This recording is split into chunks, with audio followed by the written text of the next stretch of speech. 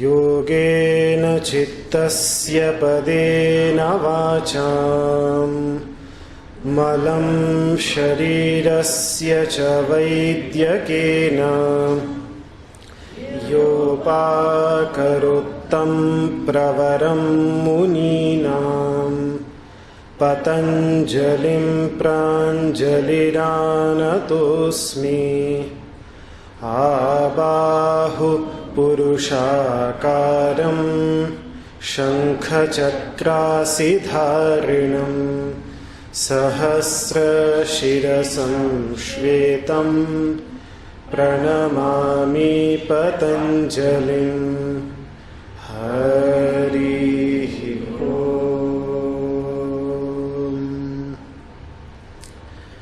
वसुदेवसुतं देवं कंसचाणूरमर्दनं देवकी परमानन्दं कृष्णं वन्दे जगद्गुरुं।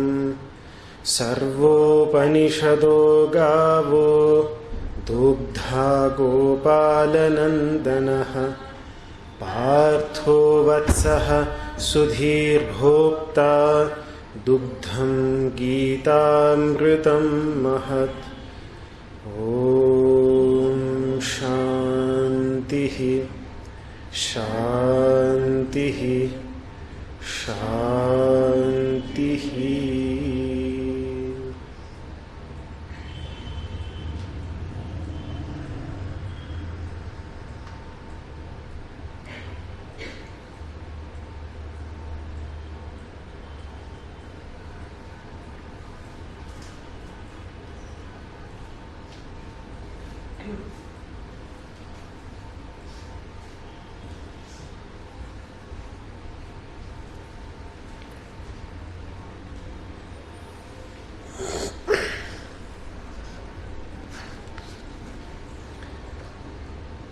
So, Srimad Bhagavad Gita,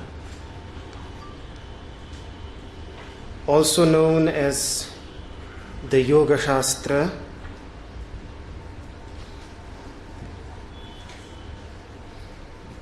the text which instructs, the text which advises into the deeper meanings of yoga. The chapter that we are studying these days, of which a few shlokas we have already discussed in our previous sessions, is the fourth chapter, Jnana Karma Sannyasa. The name of this chapter is Jnana Karma Sannyasa. It's about wisdom, it's about action, and it's about transcending the sense of doership through renouncing the fruit of action. That is the meaning of the name of this fourth chapter, just to get an idea of what this chapter is about.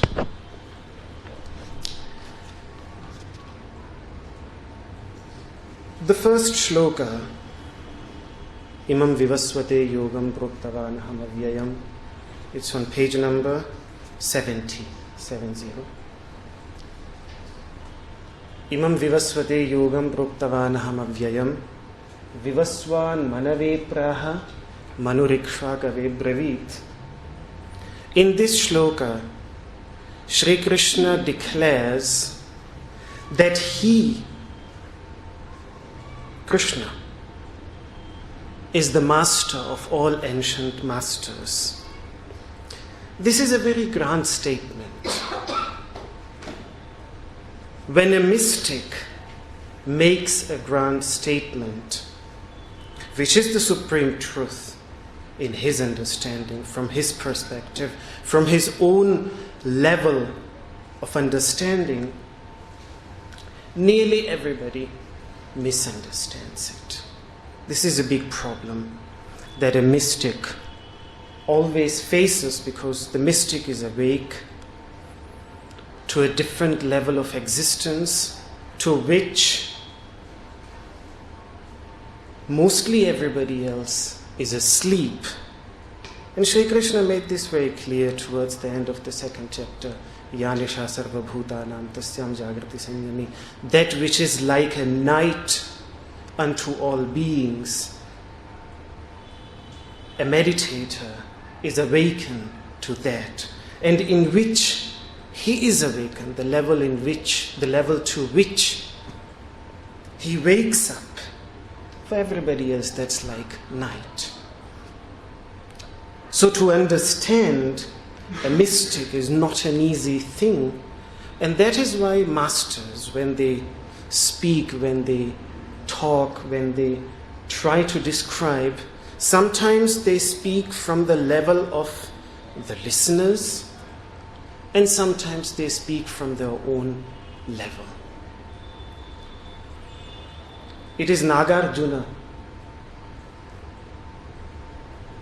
the great master of Shunyavada Buddhism, who beautifully explains that when Buddha speaks, he speaks from two levels. Sometimes he speaks considering this level of reality, and at times he speaks from his own level of reality. And the moment a mystic starts speaking from his own level of reality, it gets easily misunderstood.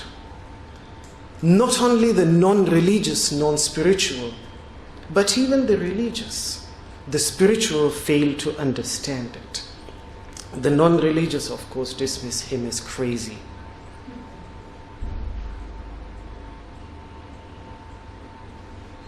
Because if you go actually to lunatic asylums, you will find some crazy people there who also have very grand statements. Somebody thinks I'm Jesus, somebody thinks I'm Mary, somebody thinks I'm the Prime Minister of India. All these sort of things. So mostly they are dismissed outright crazy. When it comes to the religious, either they persecute because they find them dangerous. That has happened repeatedly. Or the second thing that happens is that they start worshipping that person. Again, worshipping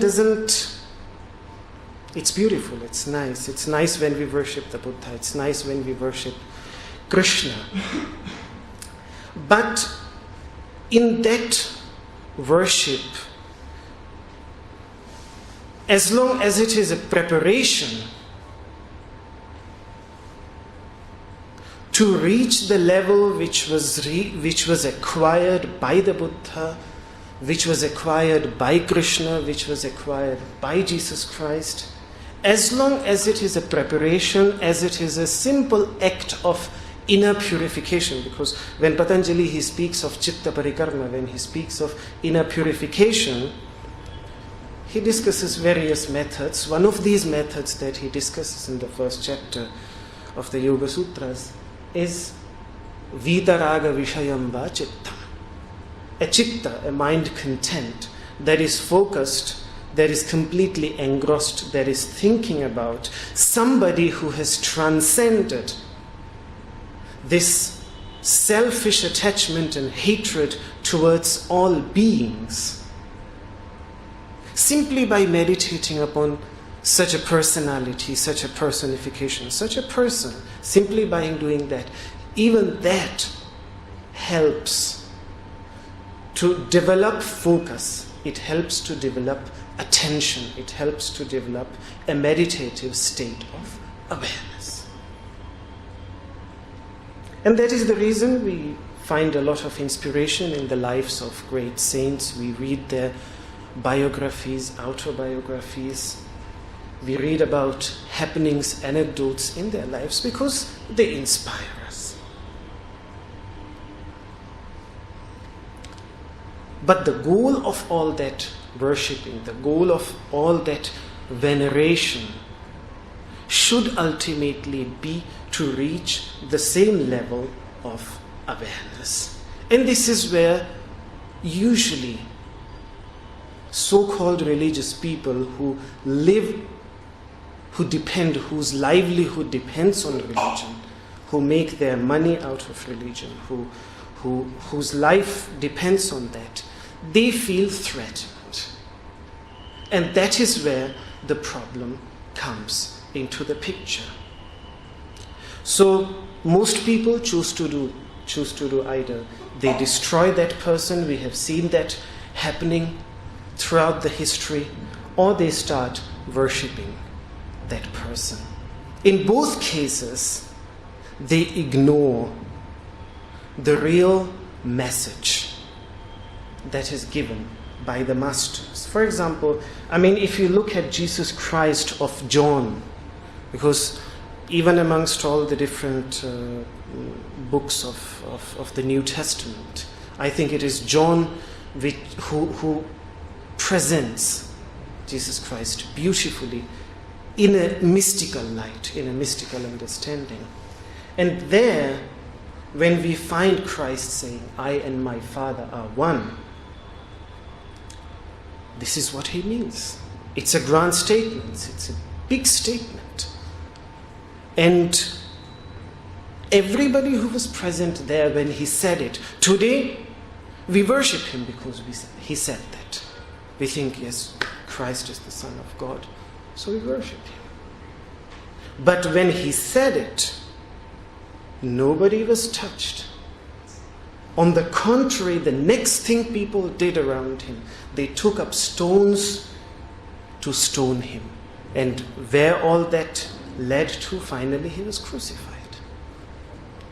The same thing we find in the lives of other mystics, such as, for example, another great mystic who finds frequent mentioning, even in Indian Vedantic circles, Mansur. It was many years till I actually realized that Mansur was a Sufi mystic. I always thought him to be a Vedanti. When our masters spoke about him, we were not even told that. So there was no distinction. So, but when he came up with this statement, Anal Haqq, which means that I am that supreme truth, I am that supreme one, he was brutally crucified. Brutally. In the West, we have many great mystics, such as Meister Eckhart is there. He was charged with heresy and he was condemned by Pope John the 22nd. Why? Because he has these beautiful statements, I am that which I was and shall remain now and forevermore. The being and the nature of God are mine and in me. There I receive a thrust which carries me above all angels. The core of my soul and the core of God are one and the same. He just said such things, but he was rejected. The problem is that as long as we identify with our body, it is difficult to understand someone who has severed all his identities, all his identifications with the body. Krishna, when he utters this grand statement, Imam Vivasvate Yogam, he's speaking from a very different level. The Krishna that we see in this picture, the Krishna that we see people worshipping, that person, he's just one tiny little part of that universal principle. Himself in the 10th chapter, Sri Krishna, he will say, Vrishninam Vasudevusmi. Amongst the family of the Vrishnis, I'm Vasudeva Krishna. But he enumerates so many different forms. This is just one of his myriads of forms in which he manifests. And yes, we give him extra importance because the beautiful truth that he has expressed makes even the personification marvelous, amazing, special beyond anything else.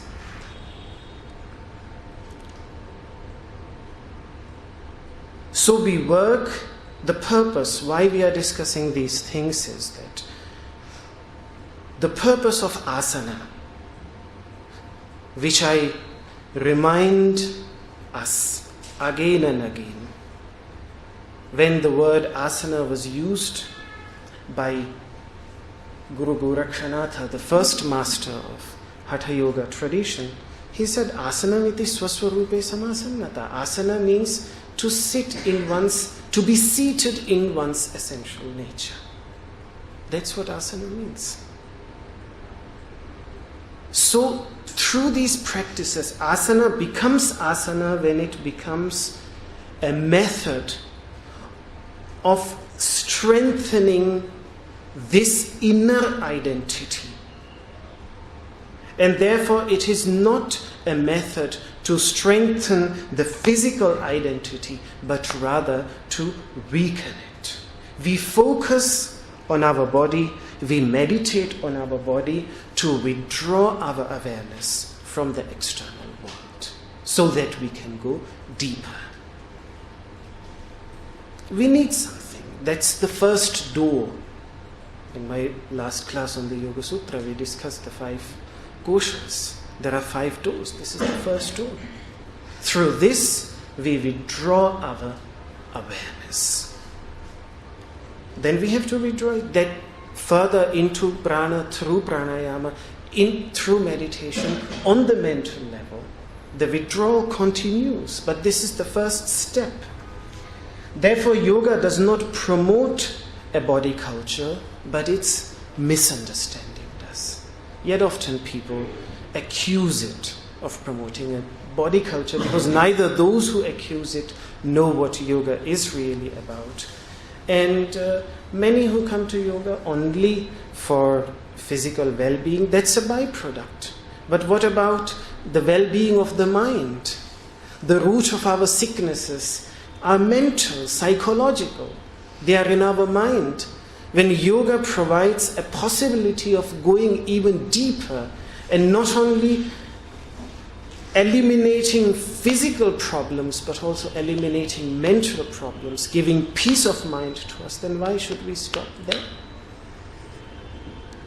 And that is where asana becomes yoga, because yoga is that realization of unity of the individual and the universal. We all know that. That's what Sanyogo Yoga Ityukto Jivatma Paramatmana, of the Jivatman and of Paramatman, that union, that oneness. So asana becomes yoga when it is done with the awareness that by concentrating on our body, by performing our postures wholeheartedly with complete dedication, we are drawing back our awareness from the external world. Not that we are running away. This is not escapism. It's just to get that awareness within and then come back into this external world with that awareness, with the strength that we gain out of that awareness. Some of the writings of Benjamin Wichko, I think that is how he's pronounced, Benjamin Wichko. Yeah, I think that's how he's pronounced. He was the leader of the Cambridge Platonists. Some of his sayings are beautiful, and he says that good men spiritualize their bodies, the ignorant incarnate their souls. I think what he means is really that the wise men, they spiritualize their bodies, which means that in the awareness of that pure consciousness, even when they look at the body of someone, they remain aware of that consciousness and see beyond the body, see the consciousness that permeates every atom of that body. But those who are ignorant, who remain unaware of that supreme truth, even when a deep concept like that universal, formless, nameless entity comes to them, they tend to give it a form. And they remain limited by that form. Think that it is only this form, which is this name. See how much fight sometimes people do just on one particular name of God. Just in one language.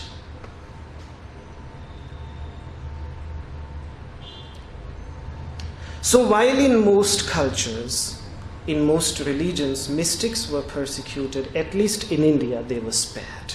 Not that they were not ridiculed, not that they were not philosophically or theologically attacked.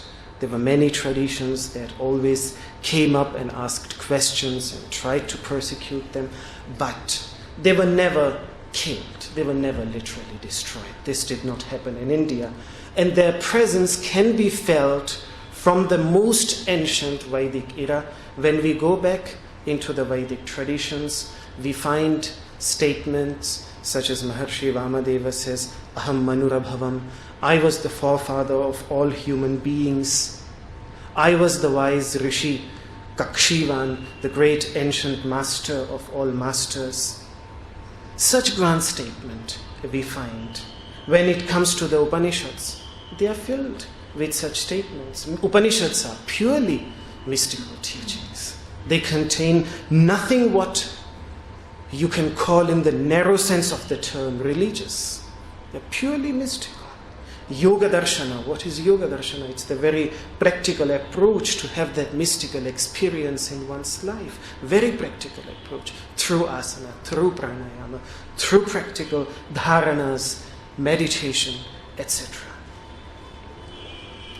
So it's a mystical path. The same we find elsewhere, not only in the Bhagavad Gita, but in the Mahabharata, we find other masters proclaiming, for example, there is this Maharshi Sanat Sujata, another great master whose teachings have been included in the Mahabharata. He says, Ahameva Smrito. When he speaks to King Dhritarashtra, he says, your mother, that's what I am. I'm your mother, I'm your father, and I'm even your son. Your son Duryodhana, the root of all evil. He identifies himself even with that. Atma hamapi sarvasya. I'm the self, the entity which is at the core of everybody. That's what I am. That is my abode, that is my source, that is where I have sprung out from. I am Otaprota, which means I am omnipresent. I am beyond old age and death because I am seated at the core of my being.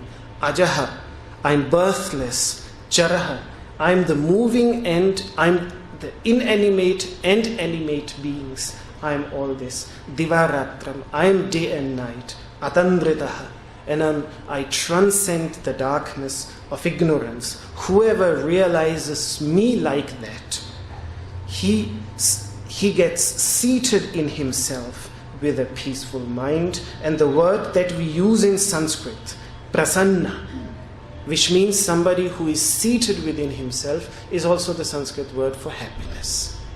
We use it in Hindi very frequently. Kya prasanna hai? Are you happy today? How do you feel today? Prasanna. But what does prasanna mean? Prasanna is a beautiful word. Prasanna, it comes from the root sad, prasad, pra, firmly, Sad means seated. Sad, as. These are the two roots in Sanskrit which mean to sit. And in the word Upanishad, Upanishad, Sat, same root is there.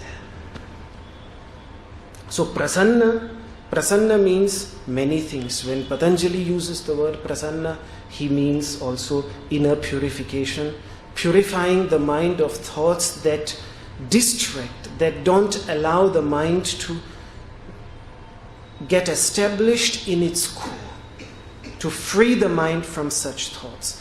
A mind that is freed from such distracting thoughts, that is called prasanna. A mind that is seated within itself, that is called prasanna. And such a mind is what the masters call Ananda. Now, because they are Sanskrit words, people just translate them into English. Bliss, joy. But in Sanskrit, Ananda is not that. In Sanskrit, Ananda means fulfillment. The lack of lacking anything. The root of Ananda, Nad, which is there, it means samriddhi, complete fulfillment, the state in which there is complete fulfillment. There is no desire to have anything anymore. Complete inner peace. That's what Ananda means. So such grand proclamations with which we find the Vedas, the Upanishads, the Mahabharata, we find them filled with such great statements of mystics who have experienced, and these statements, they are in Sanskrit. In the Vedic terminology, they are called Vedanuvachana. Veda means knowledge, understanding, but direct experience. And Anu means after, and Vachana means proclamation. So proclamations which have been proclaimed after the direct experience took place in the deepest state of meditation. That is called Vedanuvachana. As a child, when I used to go to study to my masters, early in the morning, after the morning prayer session was finished from 5 to 5:30, our classes used to start at 6:30. This is in Kailas Ashram, a beautiful ancient monastery just 1.5 kilometers down the road. An ancient monastery, one of the most ancient ashrams of Rishikesh, who has produced many great mystics, masters. Swami Shivananda of Divine Life Society went there as a student. Swami Vivekananda, basically, who went into the West, one of the first masters who took yoga to America. He studied there for a few months when he lived here in Rishikesh. So this monastery has a very ancient tradition. It's a beautiful place. So when I used to go there at 6:30, we used to start our classes with the 10 prayers for peace, Dasha Shanti Mantra, from the Vedas. They are called Dasha Shanti Mantra, the 10 Shanti Mantras. One of them, which for years and years together, we just used to recite without even understanding what it means. But today when I understand, I realize how beautiful those prayers were. Aham vrikshasya deriva. I am not this tree, but the mover of this tree. This body is like a tree. Often when the word vriksha is used in the Vedic context, it is used for this body. Urdhvamula, an inverted tree where the roots are. I have no roots, just a little few left. But so these hair, they are like roots, and these legs and hand, they are like branches, the trunk. So aham vrikshasya deriva. I am not this body, but the mover of this tree. Aham vrikshasireriva, kirti prishtham gireriva. And my fame is as high as the peak of the highest mountain. Now the masters, they are not talking about their individual name and fame. No, they were not interested. We retain their names. Their disciples retain their names. They were not interested in making us known their name. They were interested in making sure that the experience that they had, the wisdom that they conveyed, travels down the generations. They did everything to make sure that, but they did nothing to make sure their names. Sab teri vadiyai koi naam na jane mera. One of the 10 Sikh masters, I think it is Guru Nanak Dev, he said, "Oh Lord, it's all your greatness. I don't want that my name should be known to anybody." But then what? The inner core, which is known to every mystic in this world, his fame, his, her, its, whatever, however we refer to it in language, its fame is as high as the peak of the mountain. Urdhva pavitraha. It is the most pure, and not only the most pure itself, but the most purifying. Vajineva swamrtamasmi, that immortal being which lies at the core of the sun, that also lies at the core of my being. Dravinam suvarchasam. I am a shining treasure. Dravinam savarchasam. Varchas means light. I am an enlightened treasure. Sumedha. I am beautifully wise, and amratokshitaha, soaked with immortality. Iti trishankur Vedanuvachanam. This is the Vedanuvachana. This is what he proclaimed after his experience. Who? Maharshi Trishankur, one of the great Maharshis of the Vedas. So, Vedanuvachana. We started our classes by reciting the Vedanuvachana without even understanding, even just understanding the verbal meaning, what to say more than that.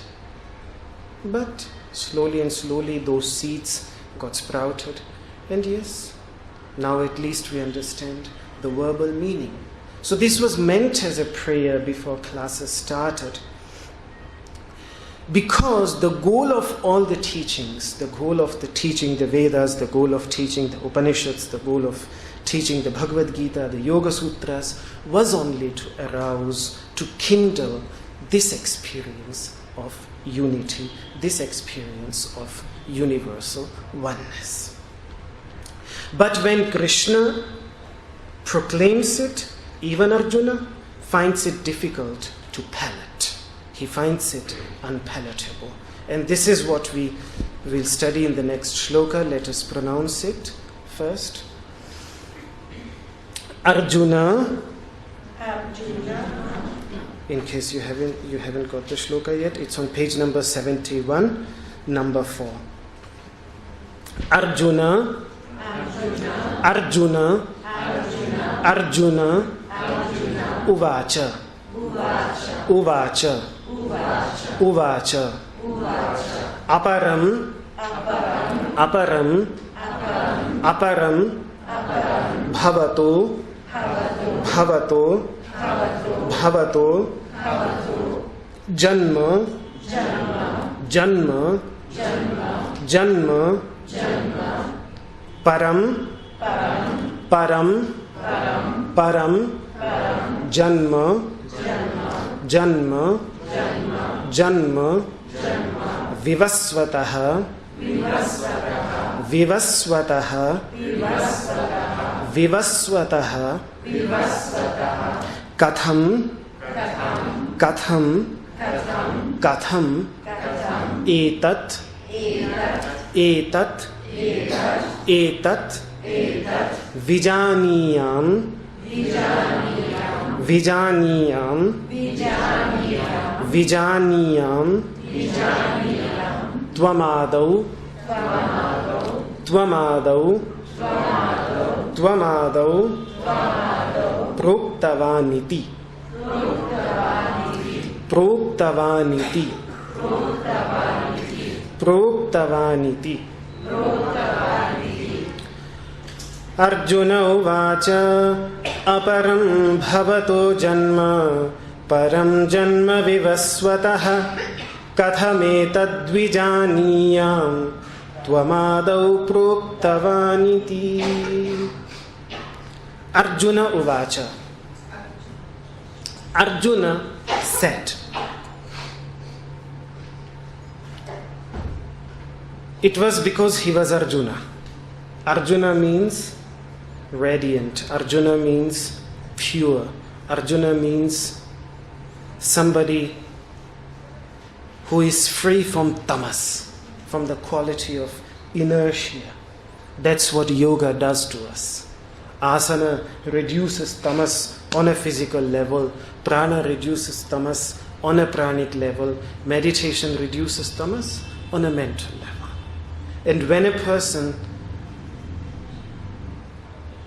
becomes free from tamas, what remains is rajas, activity, and sattva, and the quality of knowledge.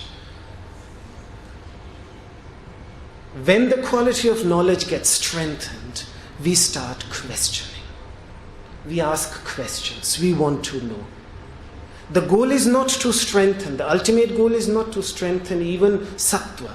The ultimate goal, Krishna already said in the second chapter, Traigunya Vishaya Veda, Nistraigunya Bhavarjuna, to go beyond even sattva guna, beyond even the quality of knowledge. But Arjuna is someone who has reached this level, and that is the reason he is asking. If it would have been somebody else, most probably he would have done the same thing to Krishna what others did to other great mystics. He would have either just laughed and walked away. But he had some understanding. And that is why he asked, how is this possible that you taught the earliest masters? How can that be possible? You were born, you are a little bit, just a few months elder than me. I was born mostly, I don't know how old these two were during the Mahabharata Yuddha, 30, 40 years. You were just born a few months before me. So, aparam bhavato janma. You were born later. Param janma vivasvatah. The masters that you are mentioning, they were born earlier, many millenniums ago. How is it possible that you, kathametad vijaniyam, how can I understand? How can I? It doesn't make sense to me that tvamadav proktavaniti, that you were the first master to proclaim these teachings even to the most ancient masters. When Patanjali speaks of the supreme divinity, he says the same thing. Sapurvesham api guru. He is the master of all ancient masters.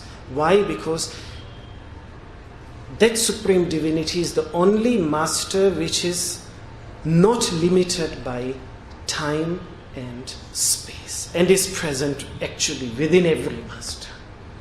That is the true master within every master. It's not the body that is the master. It's the consciousness, the awareness that is there within that body, which makes that body, that person, a master.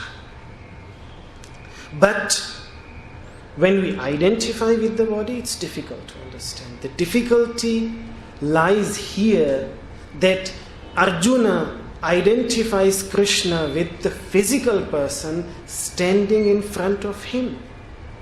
He is not aware of the real Krishna, of which Krishna himself is speaking, which is a universal, nameless, formless entity.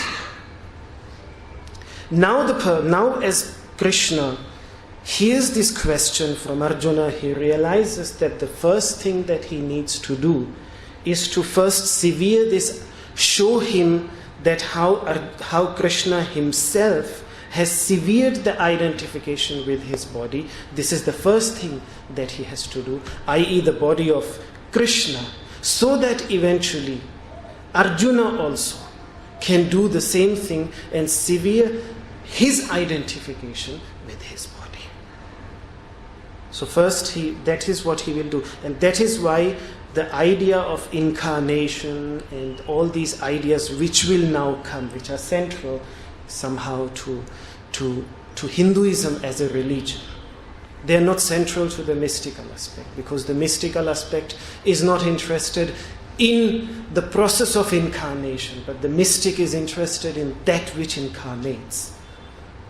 But those who are interested in the body, those who still have that strong identification, for them the idea of incarnation is very important, and the path goes through that. The way Krishna explains it, it goes through that. So the famous verses that everybody in India knows by heart, Yada yada hi dharmasya glanirбhavati bharata, thanks to the Mahabharata serial that became very famous. And I remember in the 90s, on Sunday at 10 o'clock, the streets used to be empty, because the Mahabharata serial used to be on air. Everybody would be watching Mahabharata. And the first verses that used to come, Yada yada hi dharmasya glanirбhavati bharata, the ones that we are about to study.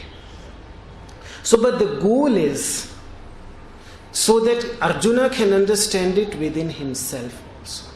Because Atma hi Krishna Parthasya, Arjuna is the very self of Krishna, and Krishna is the very self of Arjuna. They are one and the same. Here they are presented as a devotee and as the Lord for our sake. We are studying about Arjuna and Krishna not because it's a historical thing which happened 5,500 years ago. That's past.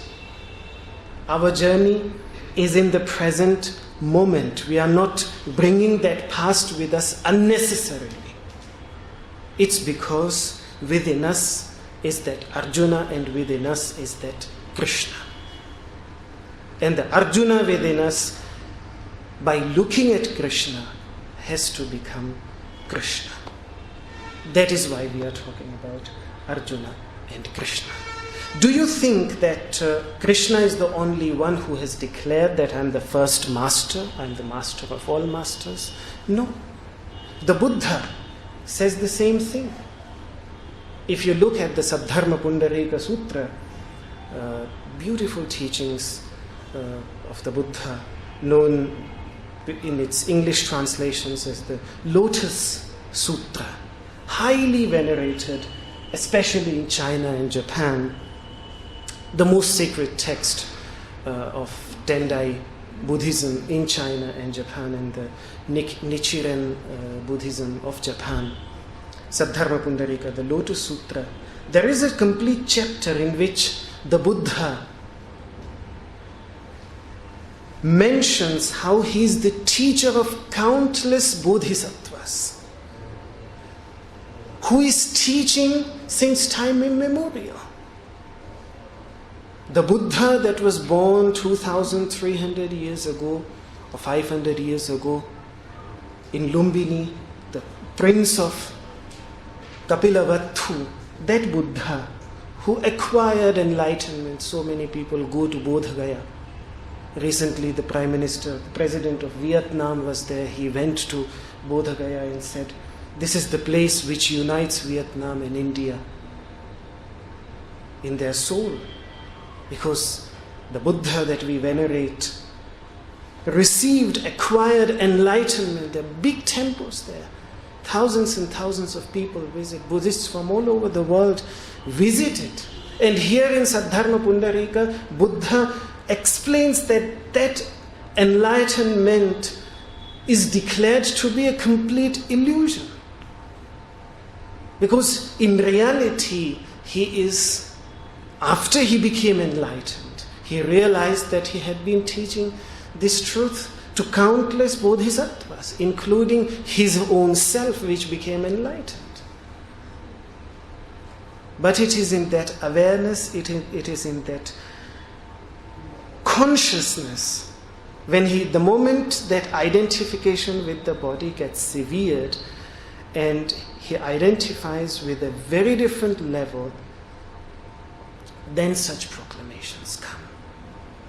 So this is a beautiful chapter of the Saddharma Pundarika, of the Lotus Sutra, which exactly states the same thing as the Buddha did.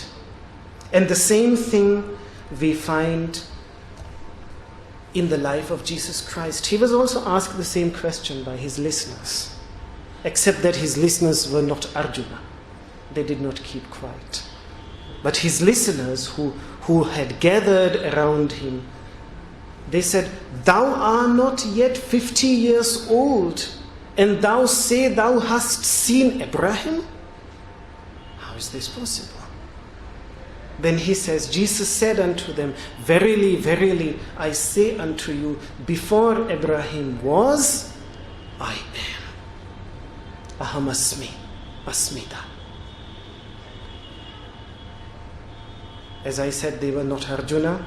So then John says, Then took they up stones to cast at him, but Jesus had to hide himself, and went out of the temple, going through the midst of them, and so passed by.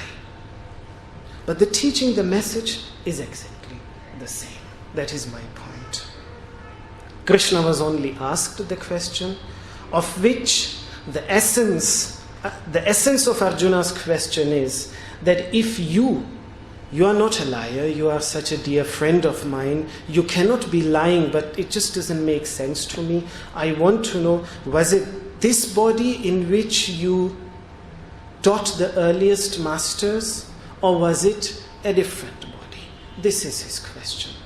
Because again, the moment Krishna speaks about himself, Arjuna sees the body and thinks on the physical level. So the essence of his question is explained by the beautiful commentators such as Madhusudan Saraswati, is that what Arjuna basically wants to know is that, was it this body in which you taught, or was it another body in which you taught? So therefore, Arjuna has to be answered from his own level of understanding. So in the next verse, we will find Krishna answering that no, it was not this body, but it was another body. Why? Because he will say that all of us have gone through so many births. This body is just one of the cycles. It's genetically very true. Our genes are traveling constantly, taking up new bodies. And from a spiritual viewpoint, it is equally true. Because the subtle body, which Western theology calls the soul, the created soul, the soul created by God. I'm not going into the philosophical discussions of that now. The time is closing. But he will start by saying that we both had many births. So the idea of reincarnation, the idea of transmigration will be mentioned by Arjuna. But then in the next verse, the second thing that he does is that he will declare his birthlessness. Ajopi, I am Aja. Aja means birthless. Ajopi sannavyayatma. Even though in my essence I am Aja, I am birthless. That he will do in the second verse. And always the idea of reincarnation, the idea of transmigration is not necessary in its own right. It is necessary to understand the state of birthlessness. That is the final goal. This is the most important idea, because this is what makes us aware of the inner entity, which is the entity from which we were before we took birth, which we are while we are embodied in this body, and which we remain even after this body perishes. To bring our awareness on that level, this idea of which the Upanishad speaks, Sava Esha Mahanaja Atma, this is the great birth, transcending birth, self. Najayate mriyate va vipaschit. A wise man never takes birth and never dies. Not only the wise, but also the ignorant. The Upanishads make it clear. Jyadjyo, dvavajo, both are immortal.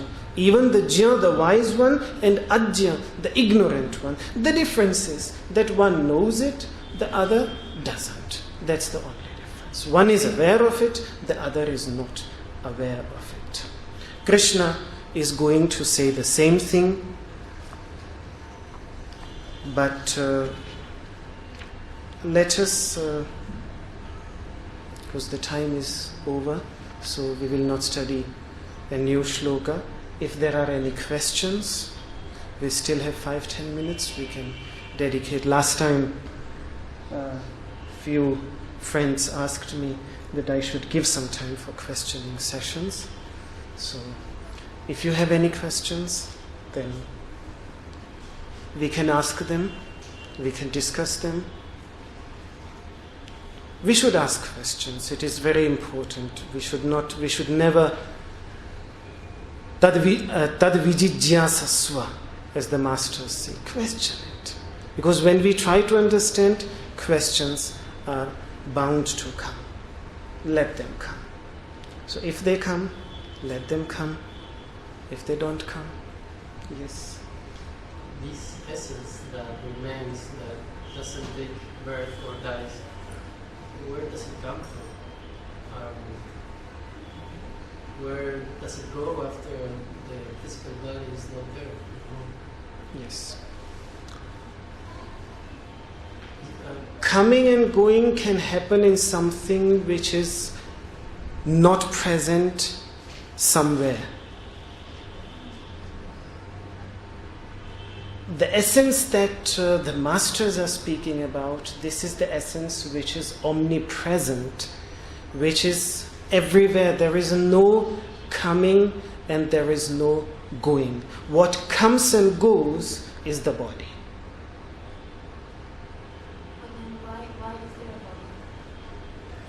Why is there a body? Why is there a body in our dream?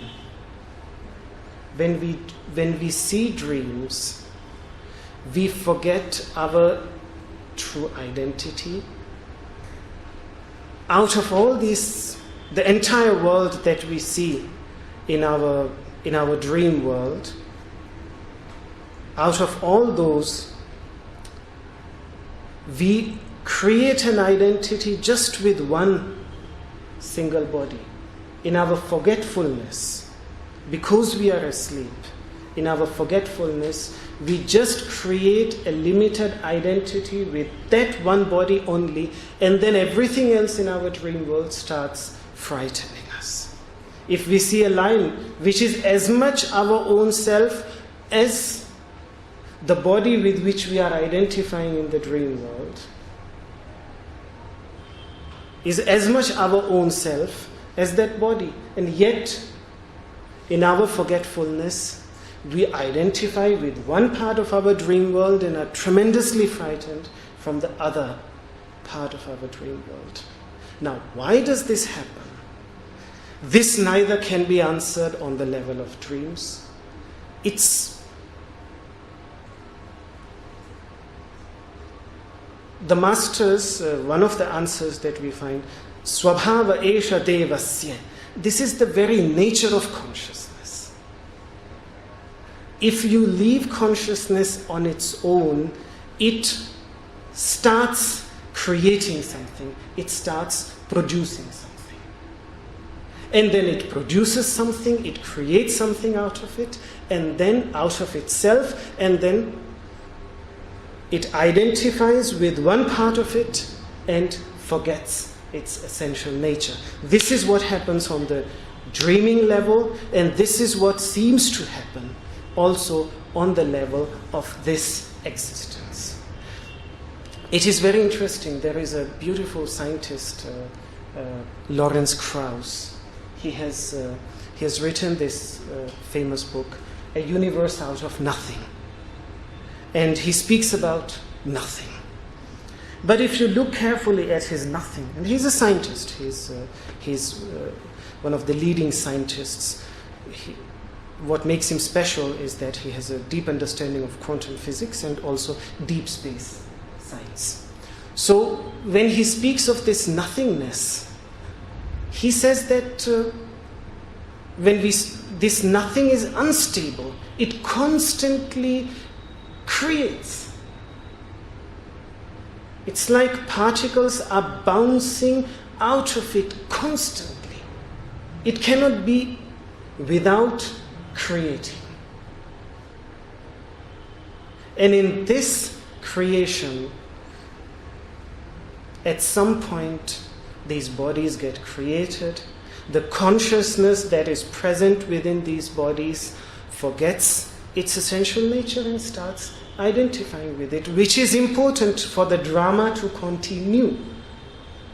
An actor acts best if he forgets his real identity and identifies completely with his character. So if we really want to act completely in this world, truly frightened, truly weeping, truly happy in our lives, and then when we are sad, then truly sad, truly depressed, that's only possible if we are forgetful of ourselves. If we remain aware of our essential nature, then we cannot suffer truly. Then we cannot suffer completely. Then the drama that somebody who has become aware of the unchanging nature of the wall over which the film is being projected, how much will he enjoy the film? He will and he will not yet. At least he will not be tremendously frightened while watching a 3D film because he is aware that this is just. So again, coming back to why there is a body, why all this is there. The problem of consciousness has been declared by psychologists the hard problem. They call it the hard problem of consciousness, because they call it that's an Australian psychologist, David Chalmers. He coined this word, the hard problem. Why there is anything at all? This is the most hard problem. And I don't think anybody has an answer. Not the mystic, not the scientist, not the philosopher. Yes, the religious have some answers. They always come up with answers. So they always have answers. They have answers to everything. So they will tell you because you sinned, you did that, So that's why you are here.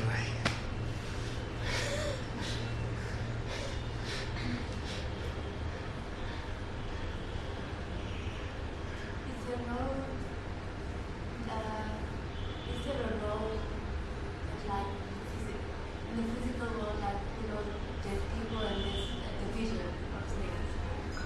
Does the division play a role in connection to consciousness, or is there a reason for the idea of division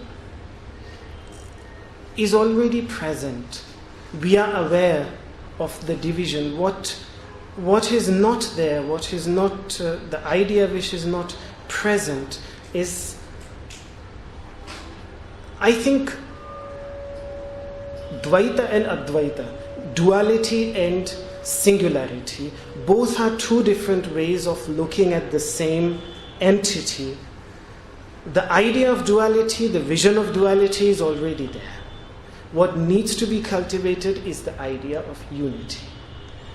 Again, to live in this life, to live in this world, to function in this world, the idea of duality is important. We cannot function. I cannot speak, I cannot think, I cannot walk if I don't have this perception of a limited identity, limited self as different from anything else. But for a yogi, the important thing is to use that as a tool, because it's a useful tool to function in this world. If you ask a yogi why we are here, he will say, to experience this. Because this experience, the circle, to complete the circle, first forgetting oneself, it's beautiful to fall asleep and forget oneself for a while. And then become aware of oneself again by waking up. A yogi would say half of the journey is already complete, that we are here as a human being. We have the capability, the possibility to become aware of it. We have had a long journey behind us. Genetically, we have gone through so many animal bodies. We have been monkeys, we have been fishes, we have been through all different bodies. Spiritually, we have gone through what they call the 84 million bodies, yonis, which are represented by the 84 asanas. This is interesting. That is why they try to imitate these various life forms to go to remind themselves of all those past lives through which they have traveled. That is also one aspect of asana, because originally there were only 84 asana. To become aware now, the circle that is missing, to become aware of. So if you ask a yogi why we are here, why we have been given this physical body, what is the use of it, the yogi will always answer that it is there to become aware of ourselves once again.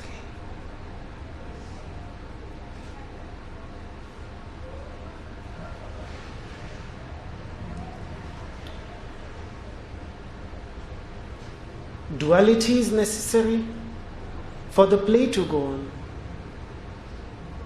For the play to go on. Lokavattu Leela Kaivalyam, what they call Leela, the play. For the play to go on, for the film to continue, for the dream to continue, for the dream world to be there, duality is essential. Yes?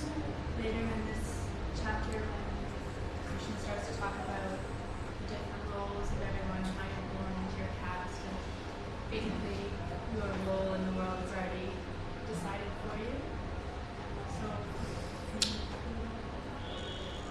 that is really the way you interpret the idea of caste now. That's one of the most misunderstood ideas, and to cut it short, he mentioned that in the 3rd chapter. He will come to that again in the 4th chapter. What is your question regarding that? it's not really a question, Yeah. it's more of a, how does that fit into the whole idea of consciousness and beyond body? Okay, how does it fit? How does it fit? It fits that Krishna's idea is to raise our awareness to reach this level from wherever we are. It means that if everybody, you see, a society functions properly when various types of people take care of various aspects of the society. We need people everywhere. We need people who clean the streets. We need people who protect the society from wrong deeds. We need people who work for money and serve the society through their wealth. Then we need people who serve the society. Each one of them is serving through their own methods. But what is important for Krishna, and the way I understand Krishna, is that his idea is that whatever duty, he's not of the view that a person should forsake his duties, run away from them, and pursue a completely different life. His idea is, that is why he's facing Arjuna, that your duty socially, from your relationships, from the society in which you live, you have some responsibilities which are given to you, and within these responsibilities, without running away from them, whatever responsibilities are given to you, accept accepting them, not rejecting them, but accepting them. Within that, you can cultivate this awareness, you can raise that awareness. And that is why we have this list of saints in India, such as Raidas, for example, who was a shoemaker. His duty was to skin dead animals, to use their skin, make shoes. And yet he was one of the greatest enlightened saints and sages that ever lived in India. He could do it while making shoes. So the idea is that ultimately the idea is that whoever, wherever they are, to allow them to experience this unity, to show them a path. We have to find a balance between the highest reality and the reality of this level of existence. And on that, Krishna is trying to address both issues. So as a mother, we have some duties. As a father, we have some duties. It doesn't make sense to run away from all those duties, but to find it wherever we are. Yes? But Arjuna, when he's doubting because he doesn't want to kill his family, he doesn't want to kill his teachers, he doesn't want to go to battle and see how he must, and his friends who stand by him must kill all the other friends who stand by his husband. He is in some way, and there I have always have a conflict to understand. If he doesn't act, he is going to be in a bad situation. If he acts, he will also go into a bad situation. In some cases, it is very difficult to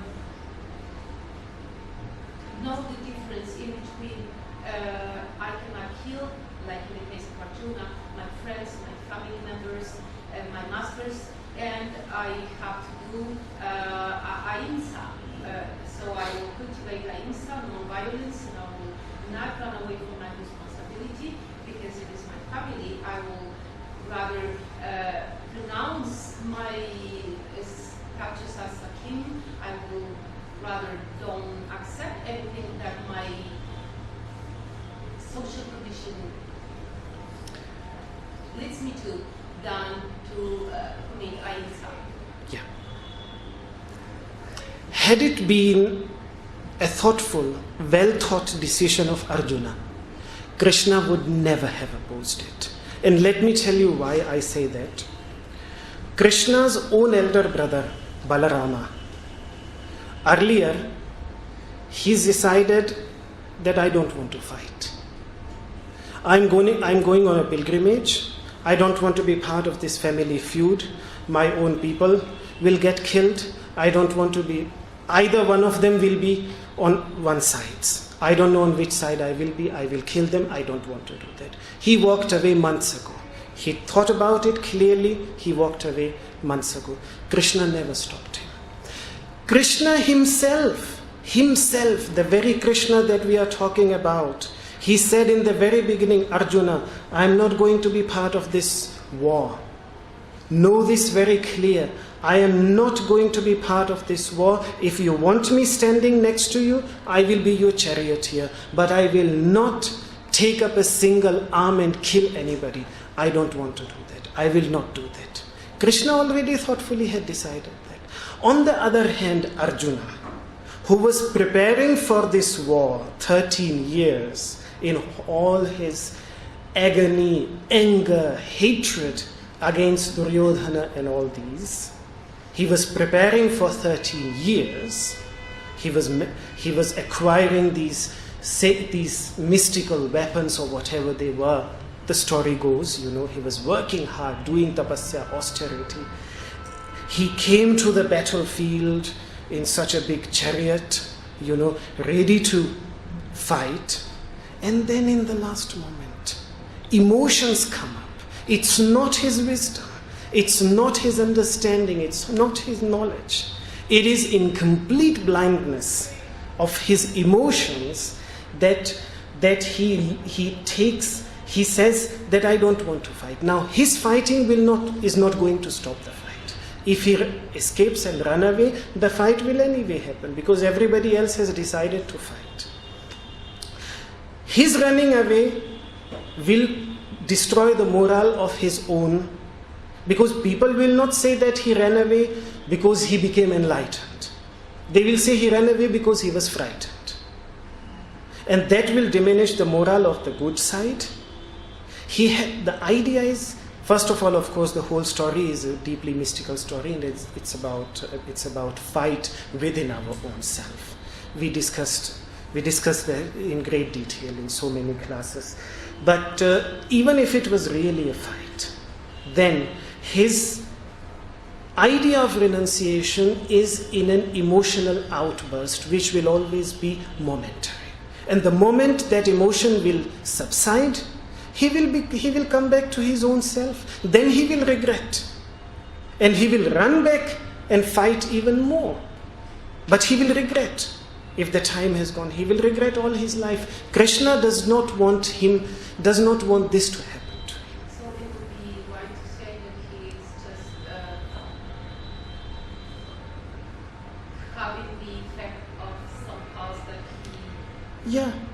Just think, a commander, to be realistic, a commander who is commanding the Indian army or any army, in the last moment, when everybody is ready to fight, he goes and meditates and says, well, I don't want bloodshed. Well, you have been trained all these years for this. Now it is your duty. You cannot do that. You will kill unnecessarily all your own people. They will suffer because of that. So we have to see that in that perspective. So actually, to answer these questions, the story is beautiful. Krishna himself doesn't fight. When his elder brother decided not to fight, he never stopped him. It was an open, what we call open nimantrana, open invitation. Whoever wants to come to fight is ready. Who does not want to come, it was not that you have to come and fight. Whoever wanted to come was invited. Krishna himself is not fighting. How he can tell Arjuna, you should fight? But it was in that there were two things. It was the moment was wrong and the reason was wrong. And when the moment is wrong and the reason is wrong, then even the most beautiful thing becomes wrong. So that is where Krishna is right, what he is trying to tell us. Thank you. Thank you. Sarve bhavantu sukhinah, sarve santu niramayah, sarve bhadrani pashyantu, ma kaschid dukkha bhag bhavet. Om shantihi, shantihi, shantihi.